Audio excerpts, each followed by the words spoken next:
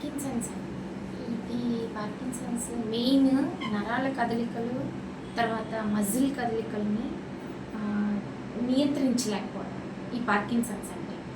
ఈ పార్కిన్సన్స్ ఇట్లా ఎవరికి ఈ డిసీజ్ ఎవరికి వస్తుంది అంటే అండి, డోపమైన్ అనే ఒక రసాయనం మన మెదడులో లేకపోవడం వల్ల ఈ పార్కిన్సన్స్ అనే వ్యాధి వస్తుందండి. ఇది వస్తే మెయిన్ సిమ్టమ్స్ ఏం కనపడతాయంటే, ఒకటి మజిల్స్ స్టిఫ్నెస్ లేకపోవడం, రెండు సరిగ్గా మనం ఏదైనా చిన్న వెయిట్ పట్టుకోవాలన్నా, లైక్ మనం తినేటప్పుడు ఏదైనా స్పూన్తో తినేటప్పుడైనా ఫుడ్ తీసుకునేటప్పుడైనా బాగా ఎక్కువ వెయిట్ అనిపిస్తూ ఉండడం అనమాట. మన ఫుడ్ తీసుకుంటుంటే కూడా పక్క నుంచి పడిపోవడం, మన నరాలు మన కదలికలో ఉండవు, అసలు మన మజిల్ స్టిఫ్నెస్ ఉండదు.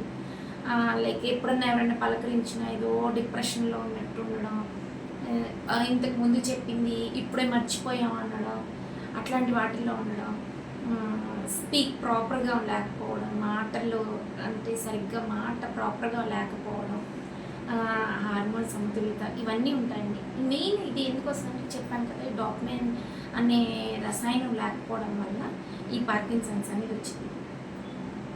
దీని మెయిన్ మెడిసిన్స్ ఈ వ్యాధి తగ్గడానికి అనేది ఏమి ఉండదండి. వన్స్ ఒక్కసారి వచ్చిందంటే ఇది క్యూర్ అవ్వడం అనేది ఉండదు.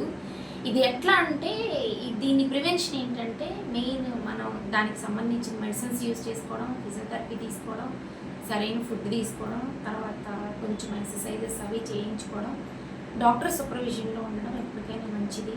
దీనికి ఇంకోటి ఏంటంటే మ్యాక్సిమం మనం ఎక్కడ కూర్చున్నామో అక్కడే కూర్చోకుండా ఉండడం, మనం ఎక్కడ కదలికలు లేవు, మ్యాక్సిమం కదలికలు ఉండవండి. ఎందుకంటే ఆ పెయిన్స్ భయంకరంగా ఉంటాయి అన్నమాట.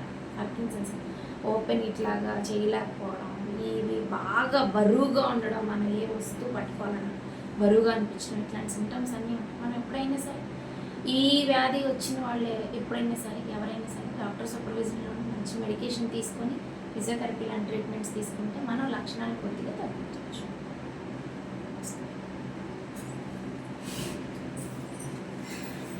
స్వామి అయిపోయింది, జస్ట్ షార్ట్ వీడియో.